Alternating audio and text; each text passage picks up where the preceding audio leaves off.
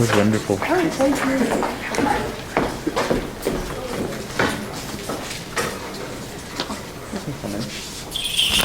Yeah, welcome on stage.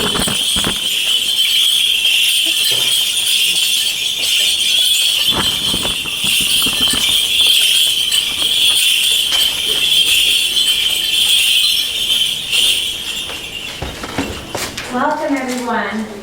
So these are the three performers for the evening. Unfortunately, Lauren was unable to make it tonight, but we however have a replacement, Candace. You want to wave? I'm just going to quickly introduce the other two performers here. So TJ, do you want to just give the audience a wave?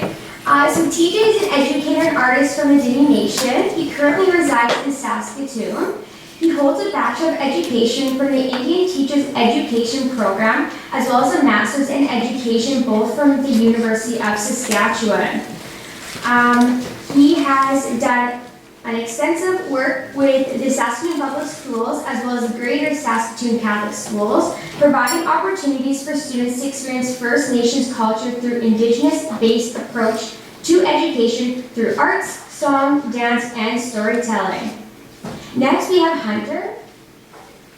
Hunter is a Northern Chene and comes from the Strange Owl family in Montana. He has been dancing his entire life as well as singing ever since he was a teenager. An interesting fact was that his drum group that he belongs to was actually asked to appear on the latest season of Yellowstone. Dancing and singing has taken him further than he could ever have imagined. And at this time, I'm going to hand over the mic to the performers, and they're going to take us through their performance. It's on. All right, thank you. A wonderful introduction. Thank you again for having us here at Thomas More College.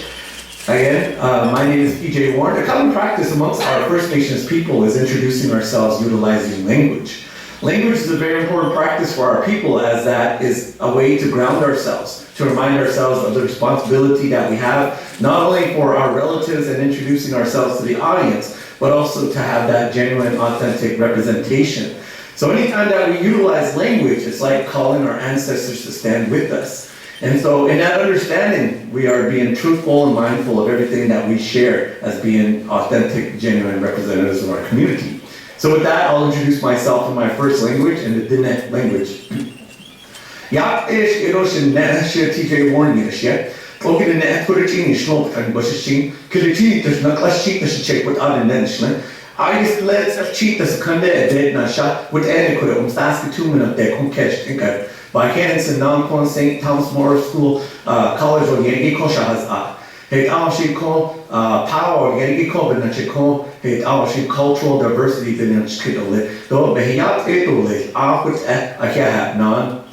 I'm married into the Cree territory, amongst the Cree Nehewak and Treaty 6 territory, and so naturally, I picked up some of the language over the years, and so this is an introduction for all my Cree Nehewak relatives out there in the audience. TJ Warren Nitsigasan, Red Mesa Iochian, Saskatoon in Wikian via the Napio. And so with that, welcome, and we're very thankful to have you guys here. And so as part of cultural diversity, it's very important to have the original inhabitants, the original peoples of this land represented, and being able to share knowledge. As this is a way of sometimes bringing that cultural resurgence and understandings in our history. And so to have proper representation is very important. And so we have a student here. This is Raina Pajawas Buffalo from the Whitecap Dakota First Nations. And so she's again representing her community. And so she'll be sharing her rendition of the dance style, commonly known today as the woman's fancy dance style. To the left there, we have Hunter Blastingame, again a representative of the Cheyenne First Nations community, Native American community in Montana. And so he's going to be sharing his singing abilities and his gift. And so with that, we're going to go to our first dance demonstration here today. The dance style is said to have originated during the time of the women's movement. And so as a representation of kind of the evolution of what we see around us in observation, these dances sometimes come to our communities in its rawest form. And so through observation, our people have seen, the movement of the animals, whether it's the birds, just like what we see through the movement of the dance here. The woman's fancy dance is a rendition of the woman's spirit as she comes out and she keeps her feet close to the earth as she expresses herself through her movements. And so again, with grace, beauty, and representation, this is Reina as she shares her rendition of the woman's fancy dance style. So with that, song number 1, Hunter Blossom Game, take it away.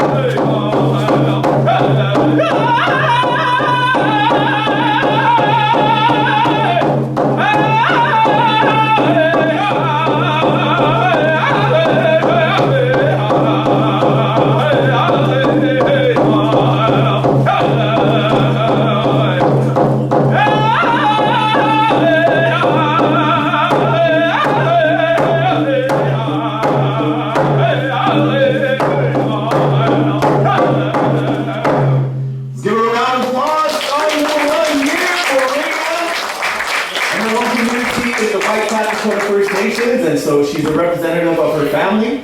And as she comes forward, she is sharing the story through movement and her dance, and so her freedom of expression. Not long ago, the outside world has infiltrated our societies, in that rendition and understanding. We know that patriarchy has also come into our communities. And it has kind of destroyed our female and woman roles in our society.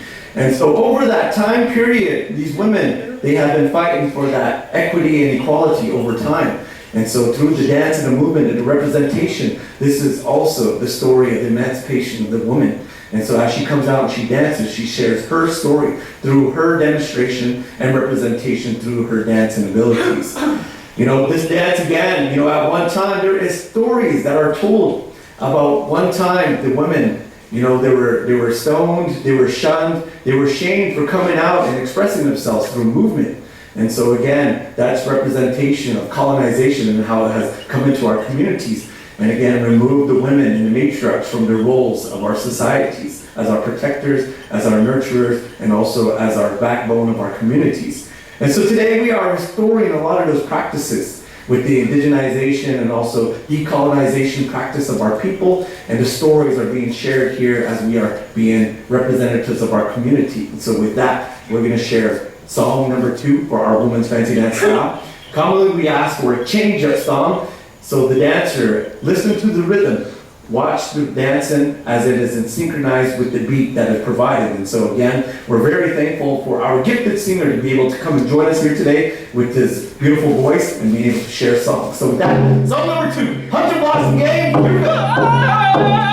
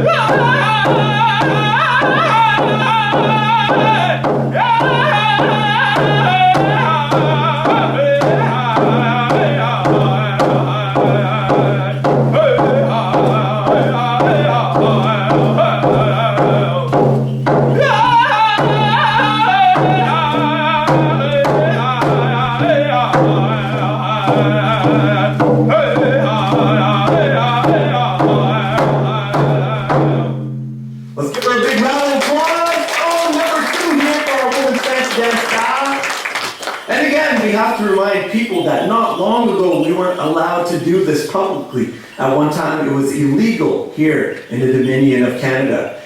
There was a policy and legislation that was enacted after the signing of treaties and the relationship building. There was a policy that was still exists today called the Indian Act.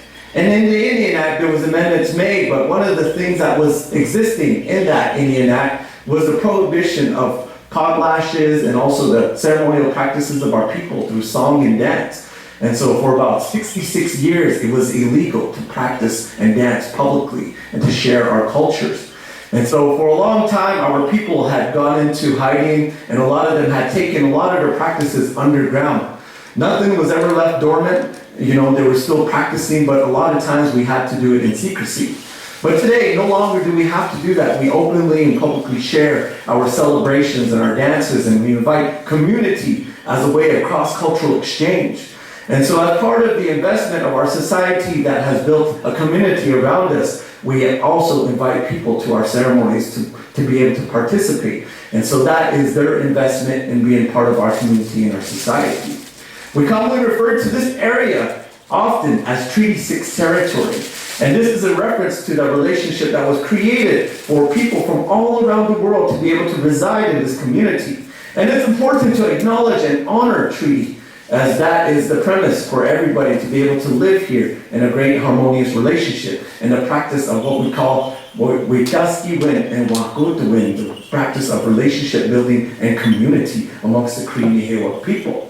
Around this territory, we not only have Cree Nehiyawak people, we also have the Diné Saline, my relatives, my Planete relatives, hello out there. Also our Dakota relatives, How, Dakiapi. And also we have our Nakaway and our Soto relatives in this Treaty 6 territory, Anin and Bonjour to all my Anishinaabe Plains Ojibwe people. And so it's great to acknowledge all the original inhabitants and being able to share these stories from these people and our people as being part of representatives of our community. So we've been traveling all across North America as dancers and as youth. And over the time period that we have seen, over the last 10 to 15 years, we've seen kind of a paradigm shift take place. And so now that we see also kind of the uncoverings of residential school era and also the celebrations of our practice of our indigenous people coming into the forefront, you know, there is a lot of kind of navigation that we have to do as indigenous youth and representations. And so all the time, we always try to be great representatives of our community and being able to share in good relationship as part of that practice of our people. And so again, we are in a time of reconciliation as we have the 94 calls to action that is guiding and leading a lot of the work in our communities. And so as we just walked by just recently here, we saw a teepee, you know, erected in that building here too. And so again, great representatives and our spirits and our relatives are also here. Our singer here, we want to showcase the gift of singing. And as a practice of our people, you know, always acknowledging our singers as being an important role model in our communities and mentors to our younger men.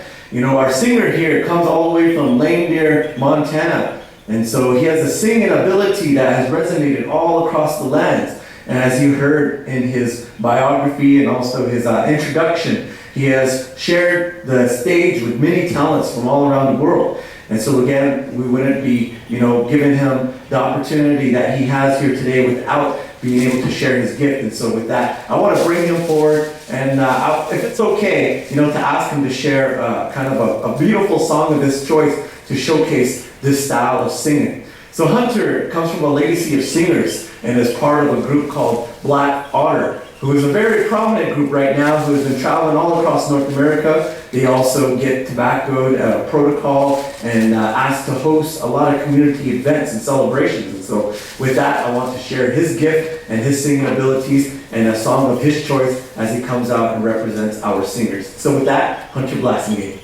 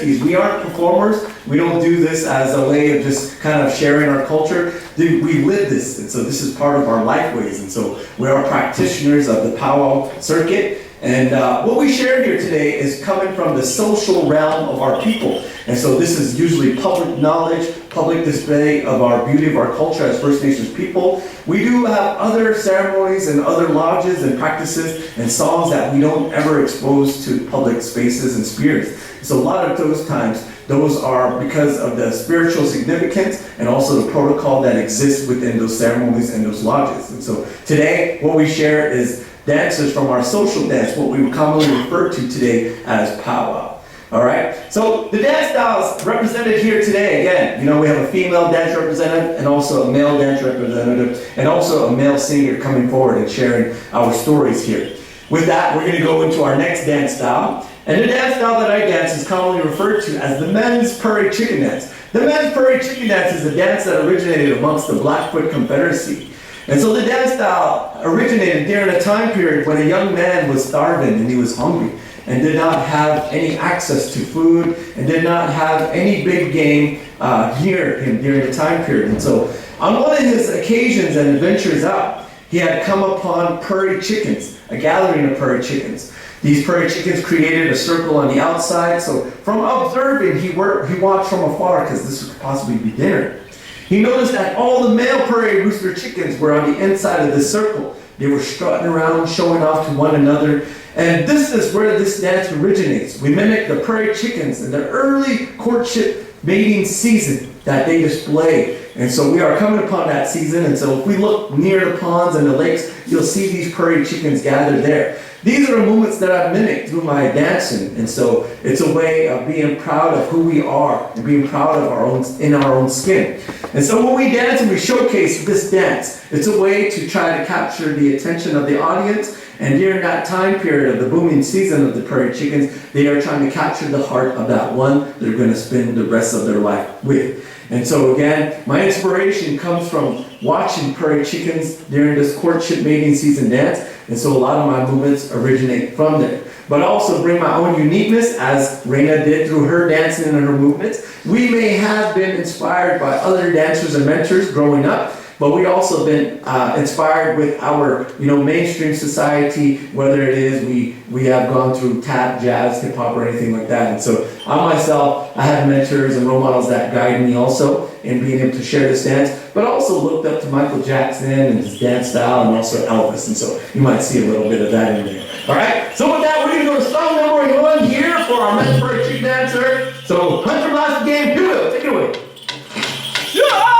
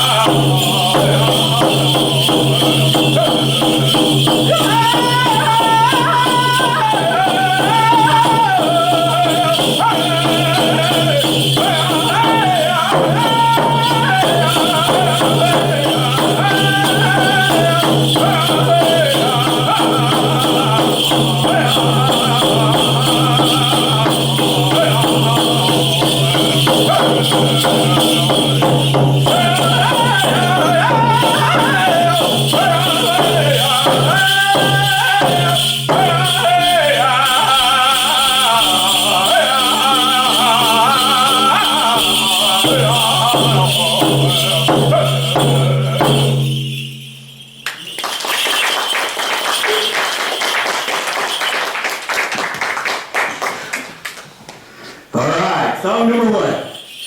Woo! Yeah. Feels good to be able to come out and dance. For many of us, dancing is a form of prayer. Singing is a form of prayer. So any times that we have opportunities to come out and to share that with you, not only are we praying for ourselves and our family, but but we're praying for you too as we dance. So we are told that when we dance, we create an environment of healing sometimes. We take out and get rid of any negativity. Whether we exude that through our movements, we release that. But we also invite positivity.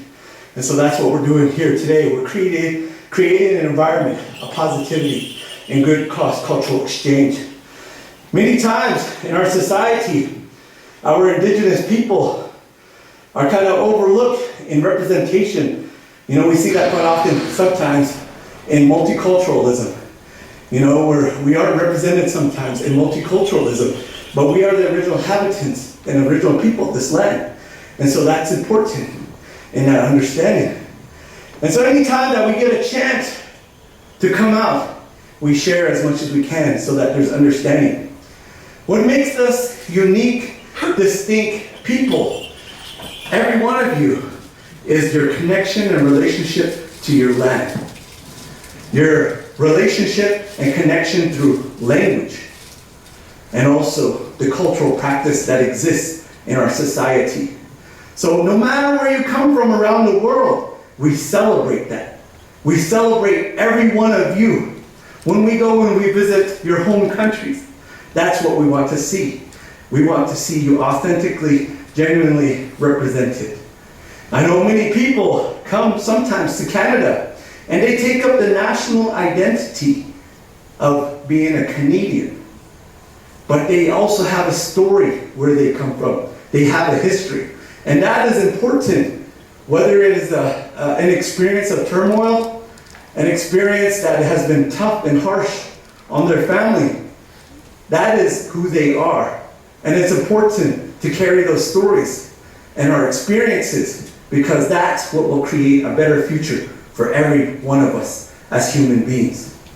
And so that's my message today, is that we celebrate those uniquenesses, those distinctions that make us who we are as distinct groups of people. And us as First Nations people, that's why we value those components of who we are, especially our language and our cultural practices and the relationship that we have to land. And so if we ever lose any of that, ever or forever, then we will not be a unique, distinct people. Okay? So that is important in the message that we're sharing here today. Beautiful things come from all over the world. And it is just not one that we're celebrating here today. We're celebrating everybody. And so with that, with the coming of the new season, we see a rebirth, a renewal. This is what we're celebrating, and this is what we're moving into. The drum that is echoing throughout this building here is a representation of that power of, movement and that ability to wake people up.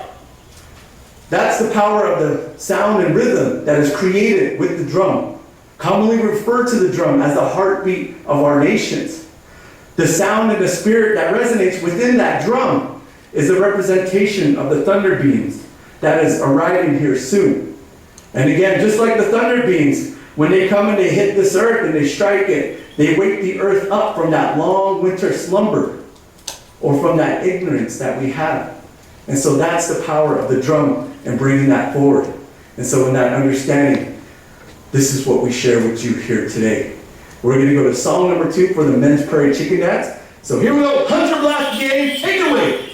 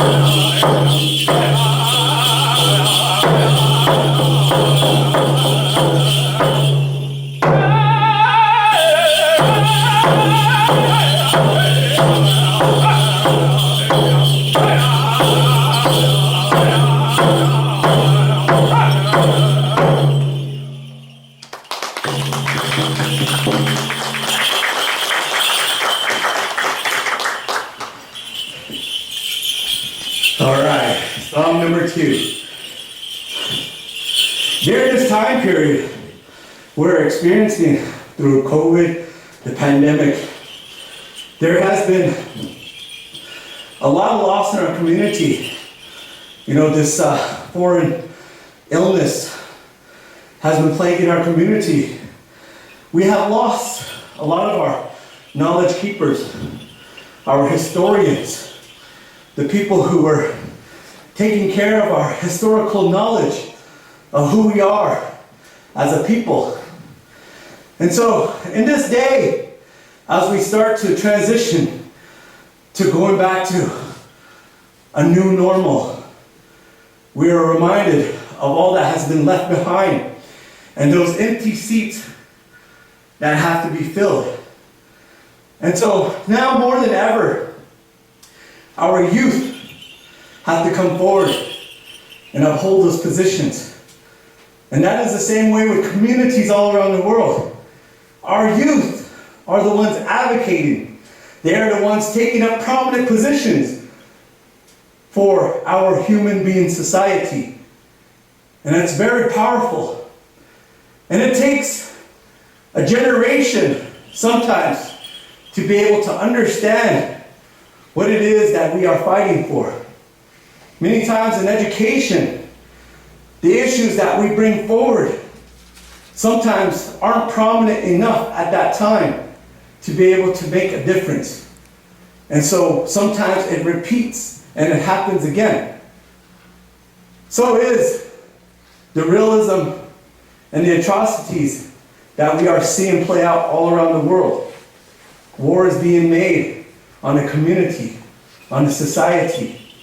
And those are the people that we think about today.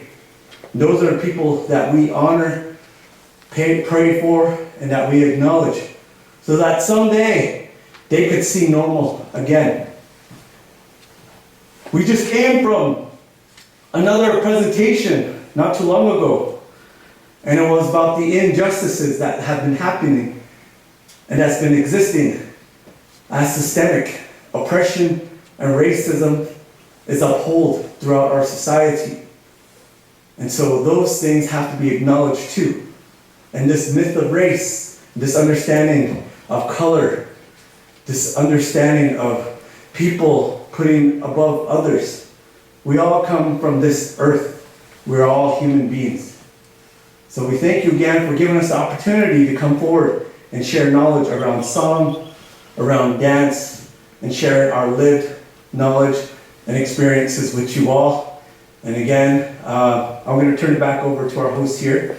Is there any questions? Is that okay? Is that what we're okay? Anybody want to ask any questions for one of our representatives of our group, or maybe even me?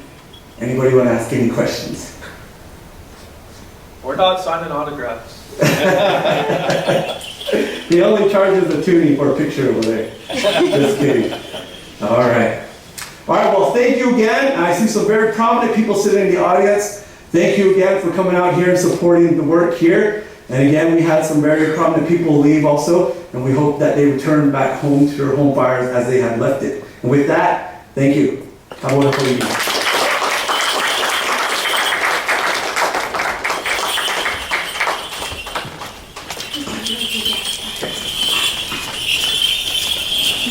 Thank you for such a great performance.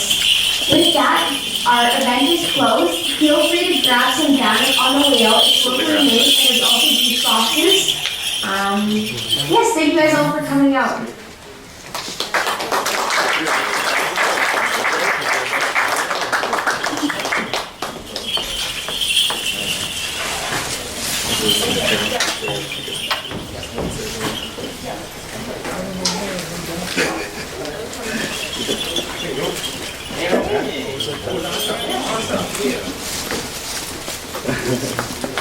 Did you guys pay the parking spot? Yeah, okay, so. Hey, Awesome, man. thank you for having us. Awesome.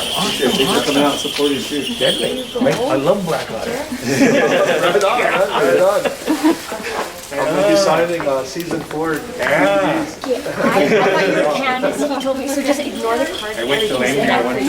Oh yeah, and 1977. Appreciate it. I was at the Billings. I was was working at the Montana State Fair in Billings. Awesome. And then went out to... You a ride operator? a game. Oh, okay. Awesome, man. I remember that because that was the year Elvis Presley died. Oh, okay. Parking or you guys all come together? No, we all came different rides. Yeah, there you go. Thank you. Yes, thank you guys so much again. Yeah, appreciate it. Okay. Appreciate it. Thank you for having me. Yes, thank you guys so much. Thank you very much. Okay. Really, really Sure. Hey, excuse me. Are you guys we were in a dressing room not too far away. okay? Do you want to follow us over there? Or? Yeah, I'll just follow you. Okay, sounds good. Thanks, guys, for having us. Appreciate it. How you can dance like that and then talk, I don't know.